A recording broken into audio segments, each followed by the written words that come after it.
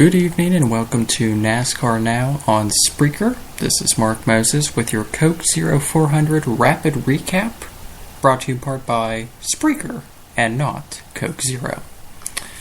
Well, the Coke Zero was supposed to be on Saturday night, but it was rained out, so it was moved to Sunday morning at 11 a.m. on TNT.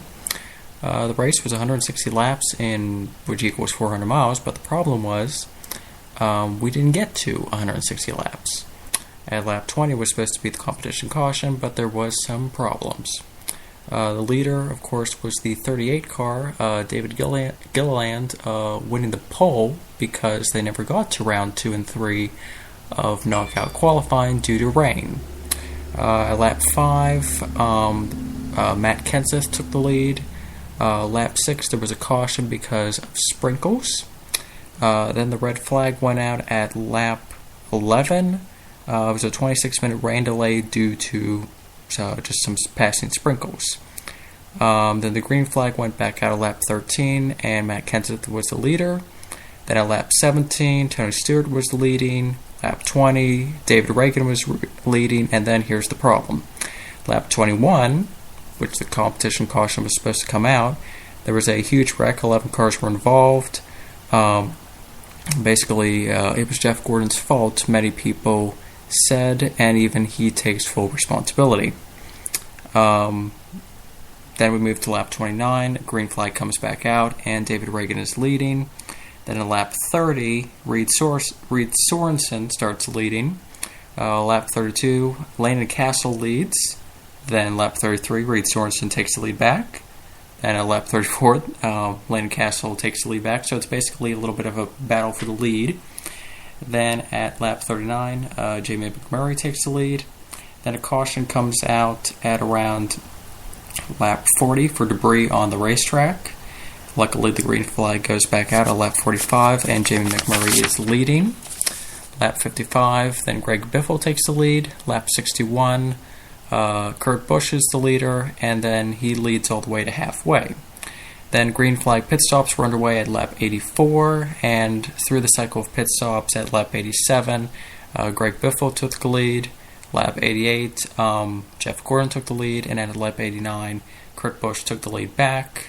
Then at lap 94, caution came out for more debris. Green flag returned back on lap 98, where Kurt Busch was still leading. Then here's the second big one. Caution on lap 99, a huge wreck. Red flag immediately.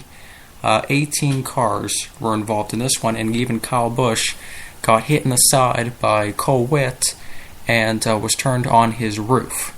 Luckily, all drivers are okay. And at that time, Eric Almirola, driving the famous Richard Petty 43, was the leader. And actually, today marks, the last time Richard Petty went to victory lane, which was the Firecracker 400, I believe. I'm not really sure. Luckily, the green flag went back out of lap 104. Okay, lap 106. Kurt Busch took the lead back. 107, Eric Almirola took it back. And then a caution at lap 109 for rain. And it kept raining and raining, and NASCAR declared the winner of Eric Almirola and Richard Petty 43 for his first ever Sprint Cup win, and he is in a secure lock for the chase. So a big day today for Eric Almirola winning his first Sprint Cup race. Richard Petty now has 2 NASCAR Sprint Cup races, or Sprint Cup wins, not today. No, not this season yet. I mean, Eric Almirola has one, and Marcos Ambrose had one in 2011 at Watkins Glen. So both of them are now known for having wins in the NASCAR Sprint Cup Series. So that is some good news, and that's what happened today at the Coke Zero 400 at Daytona. Let me just give you your schedule for next week. Next race is on Friday at Iowa Speedway on Fox Sports 1 for the Camping World Truck Series. I will announce those times, of course. Nationwide Series on Saturday on ESPN or ESPN2. Not really sure what broadcast network that'll be. And the Sprint Cup race will also return to New Hampshire on Sunday for the final race on TNT for the 2014 season, as Turner Sports will no longer be broadcasting NASCAR races, which will all be moved over to NBCSN. So that'll be very interesting to watch, and I want to hear their final goodbyes for that last race they have at New Hampshire. So that is what has happened so far, and I'll give you also the nationwide race on was that Friday? No, Friday.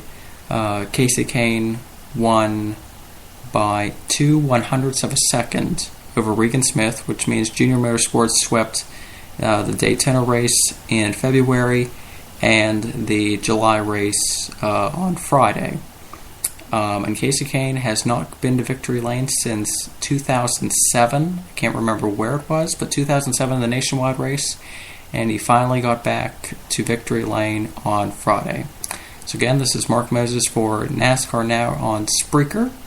And again, I hope you enjoy the rest of your week. And believe me, there will be more NASCAR programming and broadcasting later this week and into the weekend. Have a great evening, and I will talk to you soon.